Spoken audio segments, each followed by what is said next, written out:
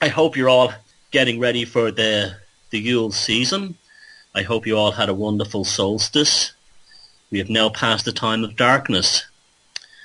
The god Lu, the Gaelic or the Celtic god of the sun, has slaughtered the darkness, and he celebrates by impregnating the goddess Eru by the shaft of light, a shaft of pure photons from the sun, which enter the chamber at Newgrange in the Boyne Valley in Ireland. A very special place and a very special event where thousands of people gather every year.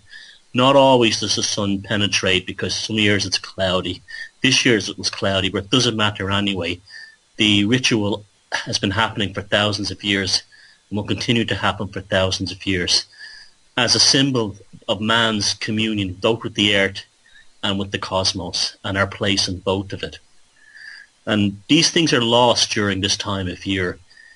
Have you ever noticed how in the media at the moment, the mainstream media, how all the scare stories about Ebola, deadly viruses and terrorism, ISIS, etc., they suddenly stop about 2 or 3 days before Christmas Eve? That's because they don't want it interfering with the shopping and the travel plans. It just goes to show you how fake and contrived the whole thing is. The one time, do terrorists take a break for Christmas? Do a so-called Islamic terrorists take a break for Christmas? Apparently they do. Do viruses stop replicating for Christmas? They seem to. They magically disappear. And this shows you what a scam this is, and this is the world that we live in. And that's the lords of perception, as I called them. If you go to my website, there's a book there you can get through the bookshop. I don't take donations, but if you want to help me out, I have a couple of books that you can get through the website, thomassheridanarts.com. Just click on the bookshop tab. One of them is The Animal of the Psyche, and the other is The Walpurgis Night. And both books are a good accompaniment for this show and the topics I bring up and what I talk about and how I feel about the world. But if you can't look at what happens when the mainstream media suddenly stops reporting about deadly viruses or potential terrorist attacks, and also all of a sudden, as the shopping season, the last-minute shopping season kicks in, the last few days before Christmas Eve, you get sudden stories about, people coming home and all the families travelling and gobshites who propose to their girlfriends at the airport and all this kind of nonsense. Spend, party, spend, party. And then after New Year's Eve, it all gets normal again. Back into what the merchants of nonsense present us with, the fake terrorist stories and the fake virus stories. If you can't see this, then there's there's lots of people who don't see it because it hasn't been pointed out to them. But if it's been pointed out to you that there's clearly a bizarre Christmas psyop where nothing bad happens, then there's something wrong with you. And on my website, there was an article I wrote about a year and a half ago called Obsessive Debunking Disorder. And it was basically a case that I laid out that people who are obsessed with debunking, these extreme skeptics, these extreme radicals, they're mentally unstable. They're so trapped in their left brain. And yes, the left-right brain thing is true. It's just not true in the way the hippies say it is. But yes, the basic premise of the two partitions of the brain performing specific functions is true. They're so trapped in their hyper-vigilant left brain that they actually induce a form of schizophrenia. This is why so many of these skeptics and these debunkers are hostile, incredibly hostile. And I encountered one tonight. This guy came on and basically said that there was no proof that Savile did anything, and he only jumped in for the simple reason that I mentioned the fact that the British royal family and Margaret Thatcher had a direct hand in protecting Savile for 40 years. That was the trigger for him. I caused him to doubt authority. See, this is what these skeptics and the debunkers are about. They're not skeptical. They're not really looking for meaning or truths in anything. What they're really looking for is adherence and subjugation and unconditional devotion to authority.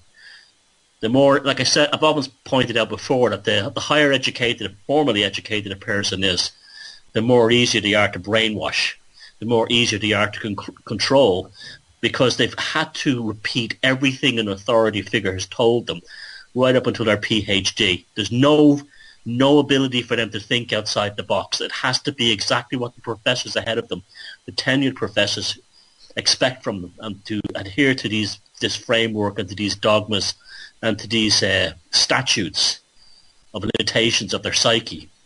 And that's why they're so easy to recruit into cults and so on after they graduate. This is why cults, the most bizarre mind control and flying saucer cults, are all filled with people with PhDs and master's degrees, because the cult leader has just become the next authority figure from their professor. They're incapable of free thought, and they don't like it, they don't want it.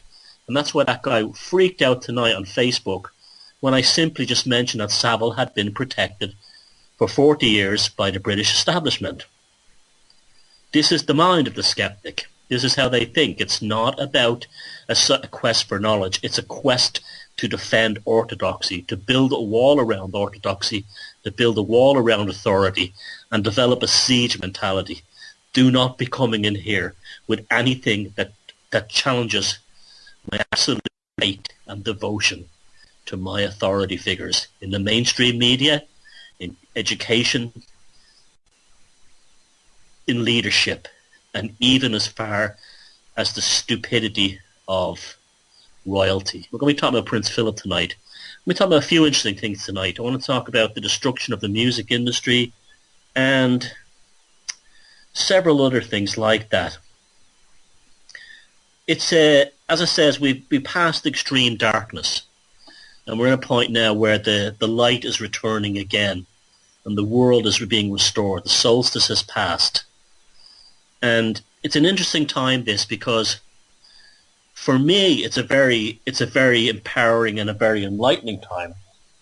For people who are very skeptical, it's a terrifying time, because there's even articles on these skeptical and debunker sites talking about how to survive, quote unquote, the horrific trauma of Christmas and the holidays.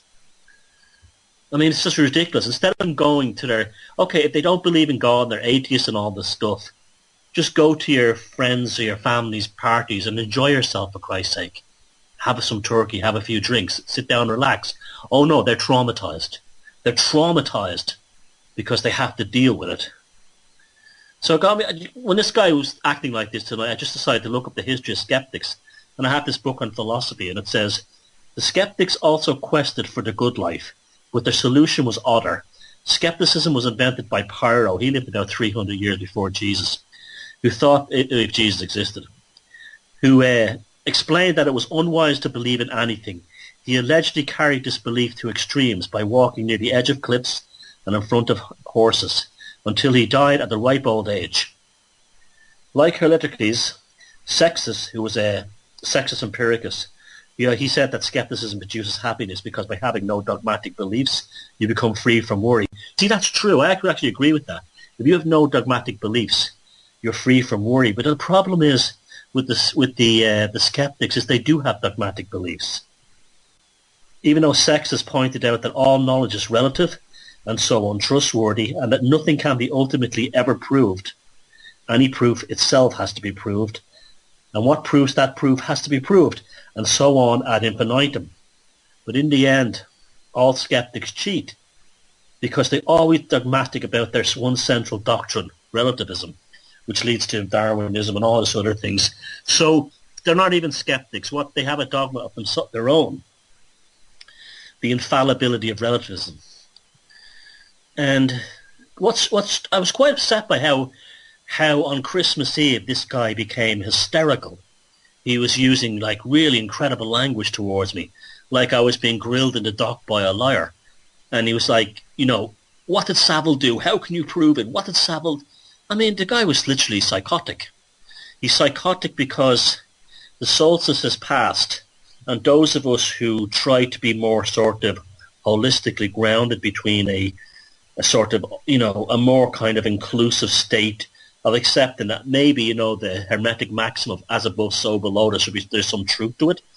We find this a very calming, relaxing, in very deep period, they find it terrifying. They go into psychosis because they're in a period where they're surrounded by ritual. They're surrounded by the rituals of first the solstice, but also things like Hanukkah, the Christmas religious rituals, and all these other things. And they find millions and millions of people all around the world indulging in this. They don't. And they're right. They're always right.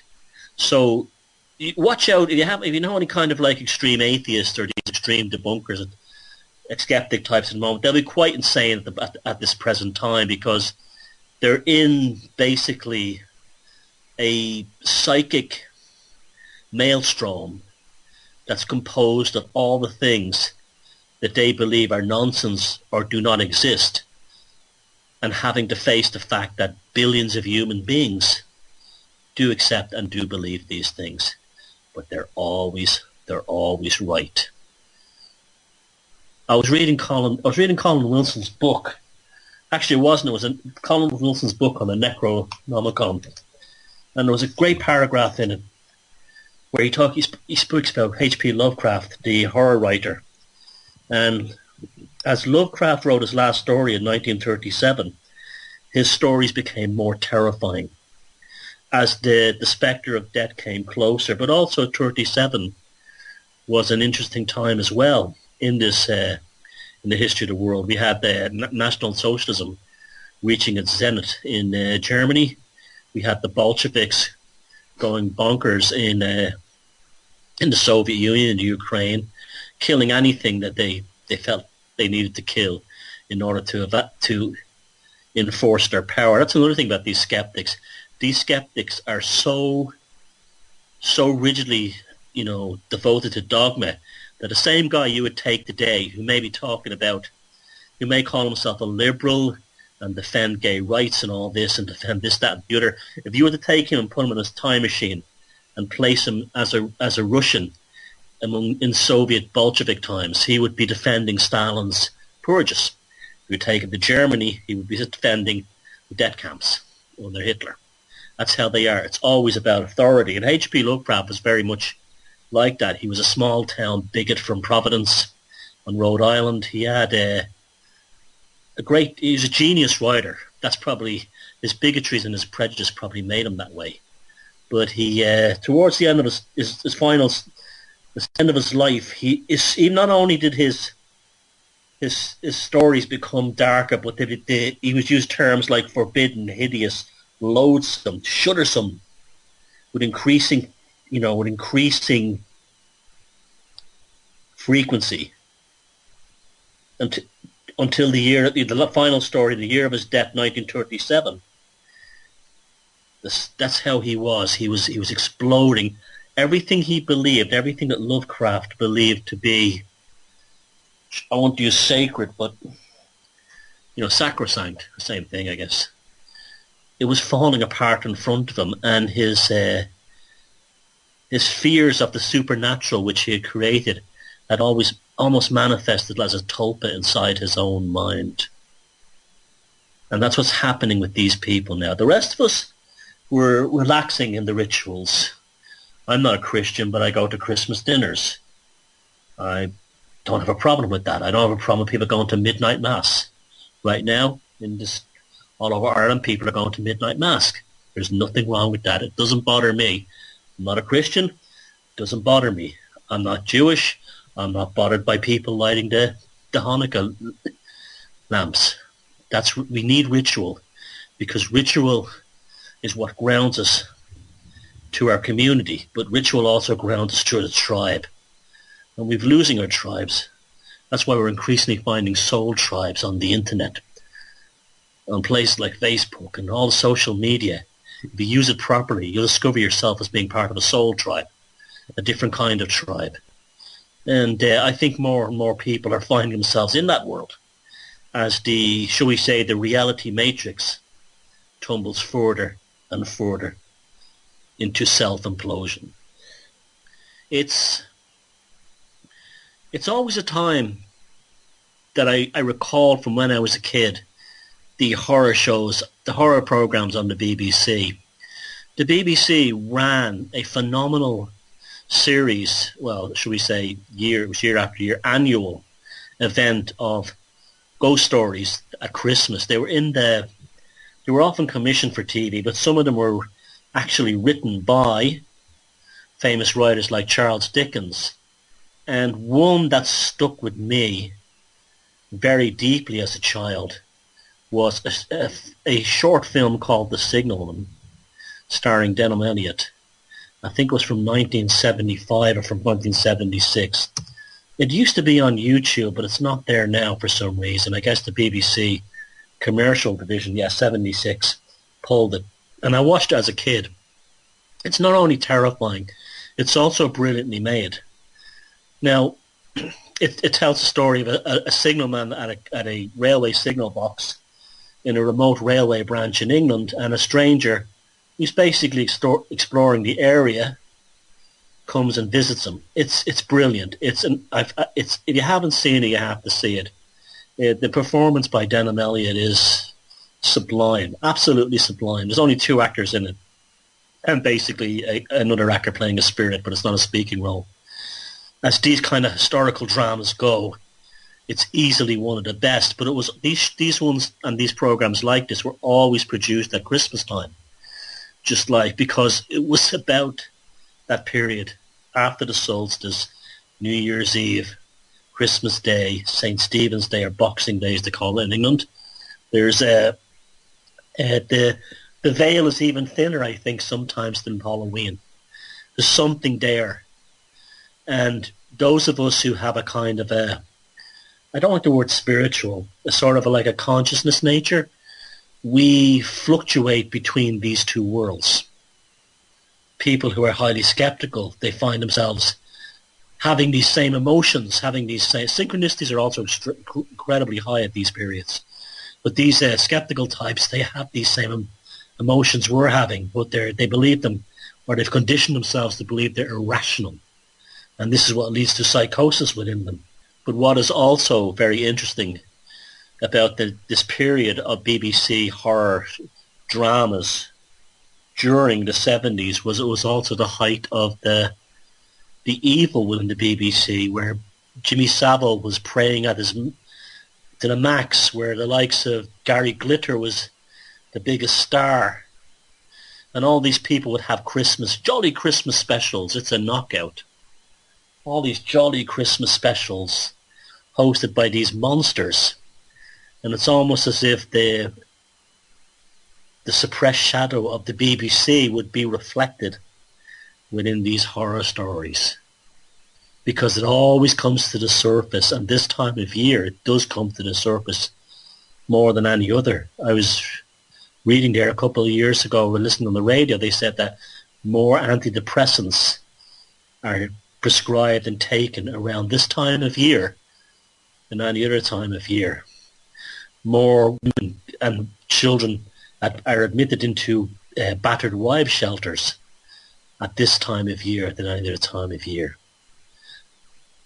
This is because as we become more and more engineered by the laws of perception and more commercial, where Christmas is purely a shopping, drinking, celebrating things, the unresolved and repressed shadow of the society explodes to the surface at this time simply because of that period of darkness and light and the thin membrane which separates them, that falls between the solstice and the end of Yule, which is generally around January 5th. And we're going to go to the first song now, and I'll come back to you right after this tune. And welcome back to the Velocity of Now, the second half of the first hour. I was talking to Paula, the producer, off the air there, and apparently the suspicions that we were attacked last week is true. They brought in a person who knows about servers, and apparently, like last week, we were pinged to feck, as I'm nicely putting the what's happening on. We're being attacked. The show on the server is being attacked, which is the most wonderful compliment to me and everyone who listens to this show and takes part in it. Because to do this on a Christmas Eve, it really shows how pathetic they are. And if you work for some organization or some group and you're involved in this, you should do some real soul searching, because all I'm doing here is spreading love, happiness, and human decency, and all you're trying to do is kill it. So thank you. Now, I was watching segments from Stanley Kubrick's Full Metal Jacket there the other day, and synchronicity happened, a powerful one. And at the final scene of that movie, I remember when I first saw the film when I came up back in the day, it left shudders down my spine. It's that final scene where they're walking away from the battlefield at night with all the flames burning, and the ones who survived, they're singing this theme song from the Mickey Mouse Club. And watching that again, you know, MICKEYMOUS, who's the leader of our gang, blah, blah, that stupid song. And I Kubrick is such genius. I knew he got that from somewhere. You know, there's nothing in his work that comes out of nowhere. He definitely harkens back. He pulls from the archetypes. He knows a lot about obscure history. And it kind of ties in.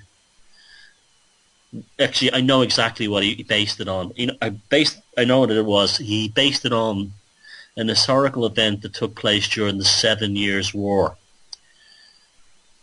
and it took place under the reign of.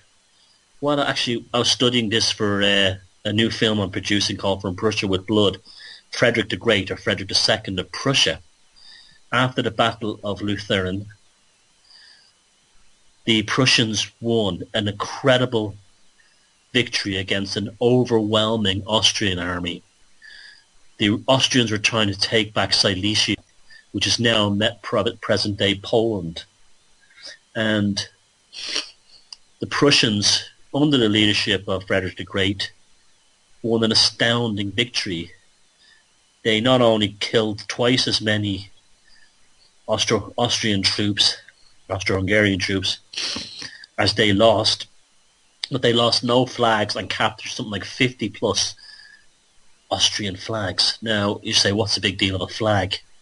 Oh, that's magic, folks. That's why if you captured a French eagle during the Napoleonic Wars, you became David Beckham of the British Army, or whatever army you did it. When you captured the flag of the enemy, you captured its magical talisman. And so the fact that this battle had been won by the Prussians against staggering odds, they were outnumbered 2-1, not only in troops but also in cavalry and guns, and they captured 51 Austro-Hungarian flags and routed the Austrian army out of Silesia. It brought Frederick the Great to a level of not just a king or an emperor of Prussia, but he became a supernatural entity. And when the battle ended, an unknown Prussian soldier standing near Frederick the Great began singing the Lutheran choral, which was a tune that was written about 100 years before by Bach, a religious tune. And the hymn was then taken up by the entire Prussian army that survived, of about 25,000 men, as they marched out of the field at night. And that's where Kubrick must have gotten the inspiration for the final scene of Full Metal Jacket, as the American troops are leaving the burning battlefield and singing the Mickey Mouse Club theme. But also, what does it tell us about who they're fighting for? The Prussians were fighting and dying for the Prussian aristocracy, the most powerful noble bloodline in the world. The American troops were fighting and dying in Vietnam for entertainment, Hollywood, and Disney. That's not to denigrate the troops who died there. I'm just saying that's what the psychopaths in charge had them doing. And Kubrick, using that scene ironically but powerfully, almost satirical, sent up the entire US administration and its military objectives as being nothing more than the destruction of young American men and people in Indochina for the cause of entertainment. You see, this is why I believe that Jim Morrison was absolutely, an insider. His father was the guy who basically started the Gulf of Tonkin, which was the Vietnam War. There's a photograph of Jim Morrison, a young Jim Morrison, on the deck of his father's battleship, not long before he became this Dionysian rock god. And he's on the deck of the battleship with his father as this clean-cut, all-American boy, army brat, type, Navy brat in this case. And then in no time after that, he's on stage looking like Jesus, that Dionysian archetype. And he's around for a few years as sort of like the voice of dissent, with a band that I think are absolutely horrible, the Doors. I don't get them at all, and that's just my taste. But I even instinctually, when I was young, I felt there was something wasn't right about the Doors. Musically, they made no sense. It sounded like he was a bad cabaret singer who'd just been trained in cabaret and stuck in front of a band that didn't have a bass player, just like this really obnoxious organ that just like went on catatonic, that like made you feel like either insane at first from the kind of monotonous tones like of Ray Manzarek's keyboards that go nowhere, to the point where you just became submissive to it, almost like a kind of a brainwashing thing, and you gave in. I think also the fact of Morrison's death has a lot to do with I don't believe he died. The fact that he was found in a bathtub. He died like a Dionysian character. Remember, he was birthed in water, his father in the Navy, there he was on the battleship, and he demised in water in a bathtub in Paris as he played this Dionysian rock star on the way. And the people who were behind his whole thing of his drug dealing, there's some very dodgy characters, like this Marianne Faithfull person. Who is she? Why does she lives in Ireland now in a lodge in a house belonging to the Guinness family? Like, why is this talentless bimbo everywhere? And why is she the one who's the main source for the fact that Morrison died of a drug overdose because her boyfriend apparently brought the drugs over, and then that drug dealer died shortly afterwards, and then Morrison's girlfriend, she dies afterwards. The death cult springs up around his grave.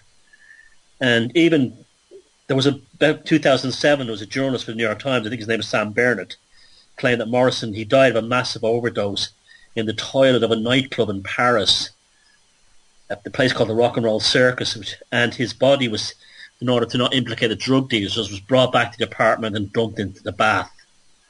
This, and there was no autopsy was held on Jim Morrison's body. I don't believe for a second that Jim Morrison was a real rock star. I don't for a second believe he died. I believe he was a creation of the Pentagon to fulfill all the archetypes. He was born in water and he died in water. And I don't know why I went in that segue. Oh, I guess it kind of ties in, but they're always playing on our emotions, and that's what Kubrick was trying to tell us with the scene at the Mickey Mouse Club, that it's always that the god of entertainment is what American troops die for, as much more than freedom or liberty or freedom of speech. It's freedom of Hollywood to screw with our heads. That's really what they're dying for. It's freedom of advertising to rape us.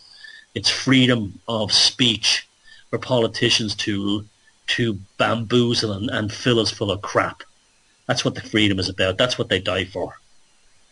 Now, speaking of German royalty, It was a slow day at my day. I work at the weekends, and it was a slow day last week at work, and I found in a bin, ironically, a book called His Royal Highness Prince Philip, the Duke of Edinburgh, written by George Baker, and was published on Red Line Press in 1961. I had to stop myself from reading this book at one point as I was bursting out laughing. It was written at a time when these royals, these British royals, were still kind of gods in the eyes of everyone. There was no skepticism. It was before Johnny Rotten and God Save the Queen.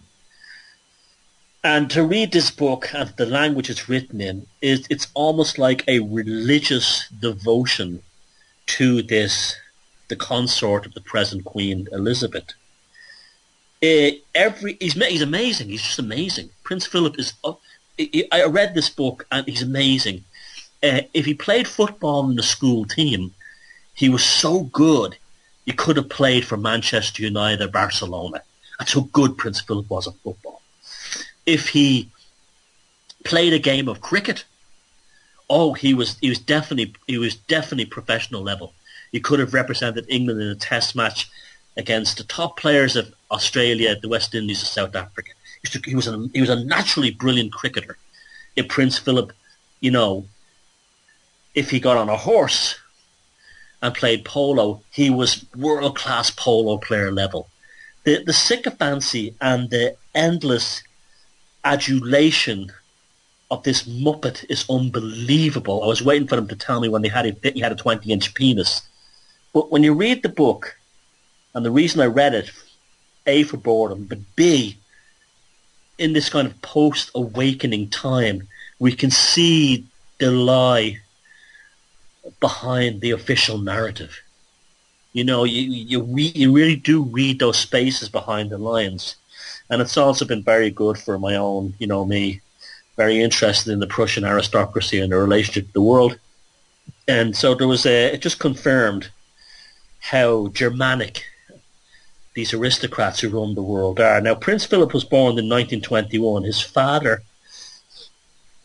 was Prince Andrew of Greece.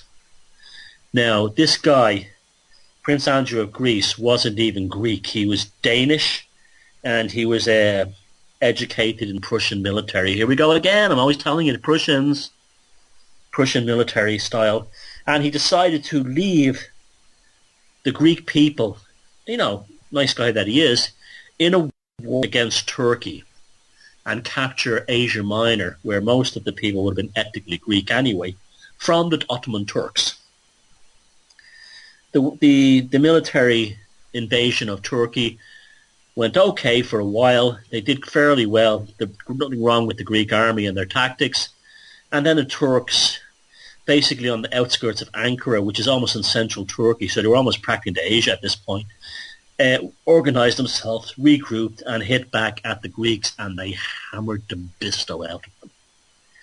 And as a result of that, this Prince Andrew, who tried to see himself as the Frederick the Great of Greece, with his Prussian military training, was thrown out of Greece, and a republic was declared.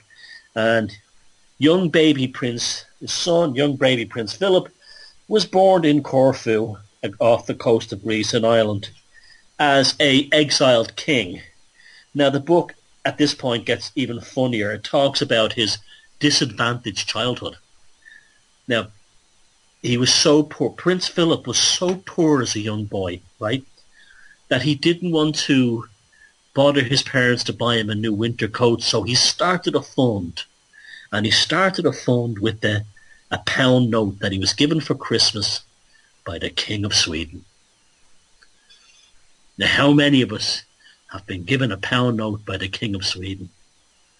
I mean, and they're just talking about how poor he was and how he had to fight for everything. So through this and his idiot father, Greece declared itself a republic.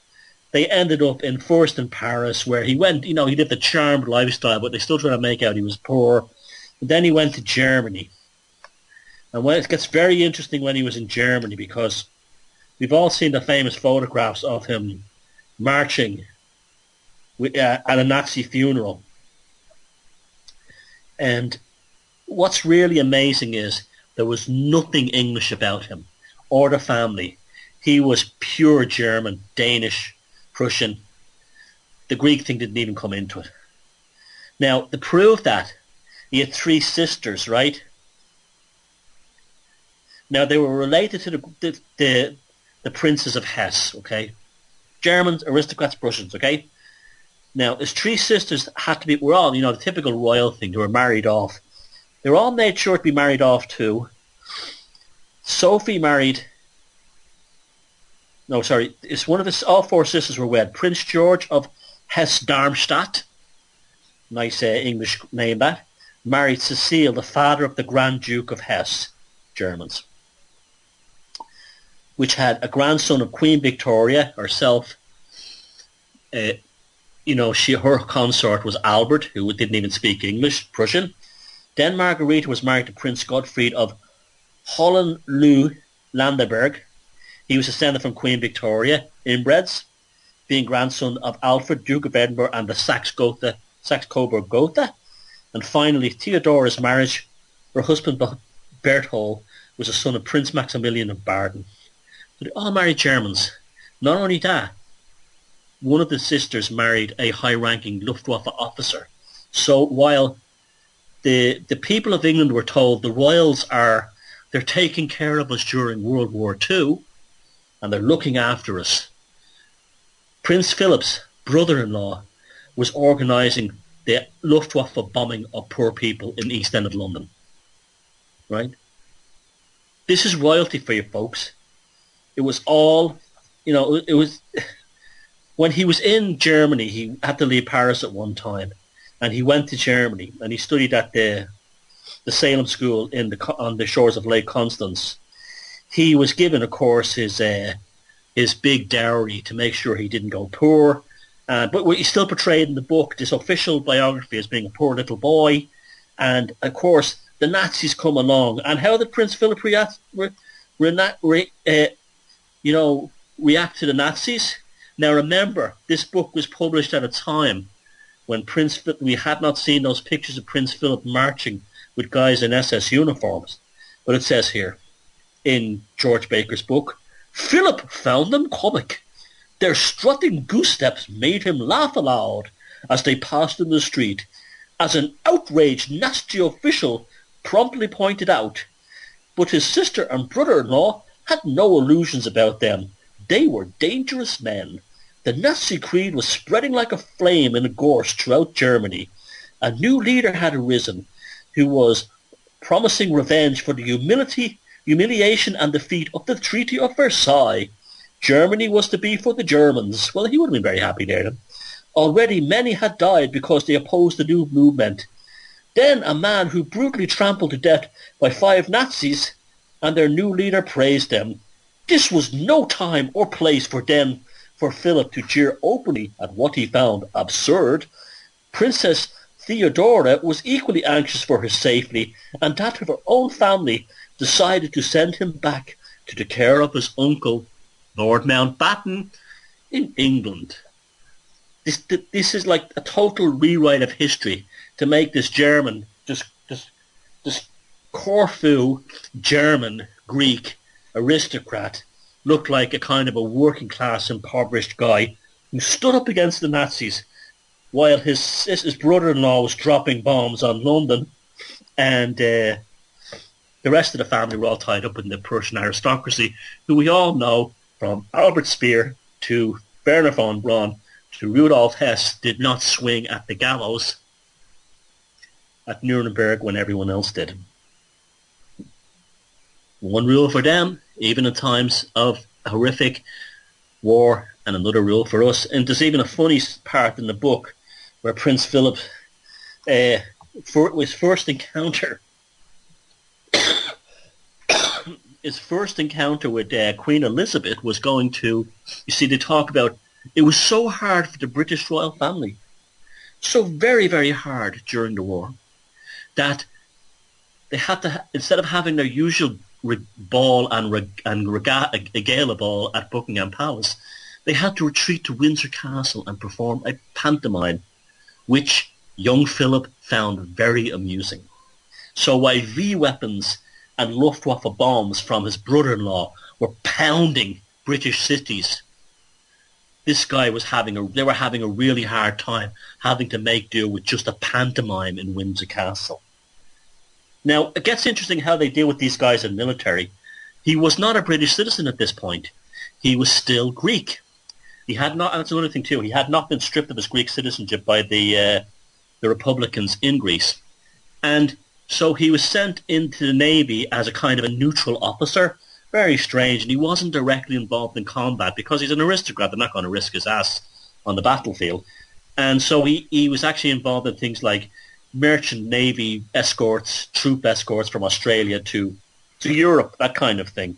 However, he did see combat, and it's absolutely revolting when you read it. What happened was, so they could establish him as a war hero, quote unquote, they sent him into a confrontation when two small Italian warships, tiny things, were spotted off the coast of Libya on the March 28, 1941.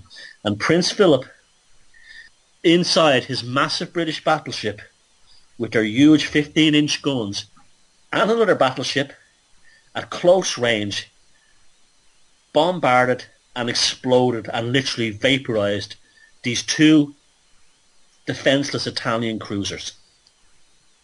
Within both minutes, both ships were burning furiously and sinking. The Italian cruisers had no chance, and even Prince Philip said it was as close to murder in war as you could get. This was just a sacrifice.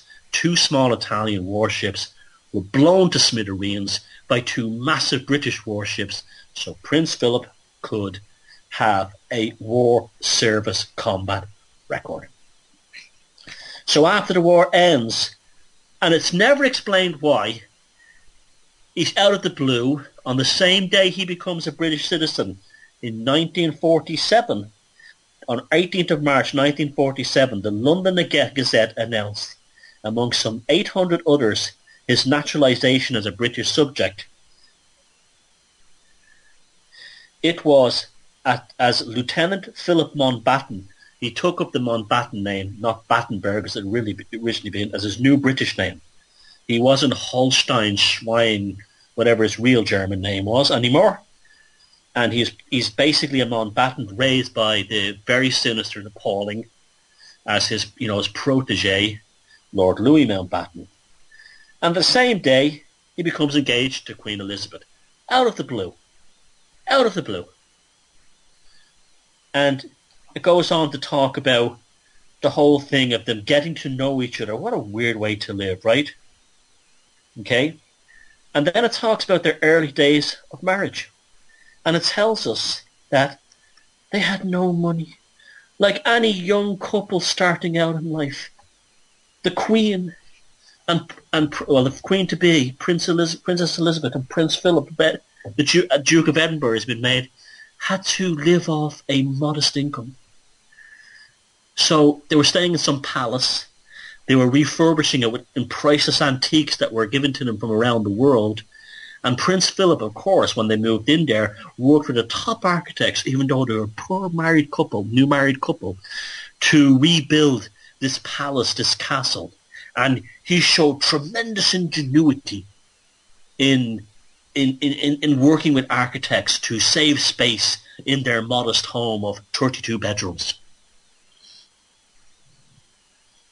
How England has never become a republic is beyond me. But this was before this book was, and then the rest of the book is all about all his charity works, how he's a great guy, he's no different than a bricklayer, and the usual shite, okay, that they would flicker us with this garbage, royals and aristocrats. This was before the Profumo affair and the whole sex games and the sex parties with Christine Keeler and all that carry on that went on. And his file in that whole sort of sex scandal has been sealed until 50 years after his death. And of course that was before Savile came along. That was before all the other nonsense and Princess Diana, and you know yourself the story, what goes on there. And He's still alive, this guy. This is the guy who said that, he became the head of the World Wildlife Fund, and then said if he had a choice, if there was such thing as a reincarnation, he would want to come back. He said this to a German newspaper. He would want to come back as an airborne virus and wipe out most of the human race. Classic aristocrat there. So this Corfu-born German, Danish consort of Queen Elizabeth is also the kissing cousin of her, because they're both direct descendants and not that far back, like I think great-grandfather, of Queen Victoria and Prince Albert of Prussia.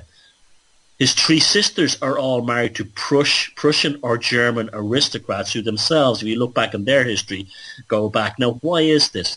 It's because of the cult surrounding Frederick the Great, from Prussia with blood. Frederick the Great, after the 7 Years' War, took on a godlike figure. He took a country, Prussia and Brandenburg, and created an empire, a part of the world that had no real natural assets. It was disconnected from the sea and was spread between the Baltics and parts of Denmark, glued it all together around Berlin and created an empire, went to war against Austria, went to war against France, and went to war against Russia, and basically defeated them all. He was also incredibly lucky as well. Towards the end of the 7 Years' War, he was almost destroyed by the Russians, but what happened was Catherine the Great suddenly died, and the hostilities ended. And so that fed his cult. And this is why the European nobility are predominantly Prussian today, because they became obsessed with obtaining his bloodline.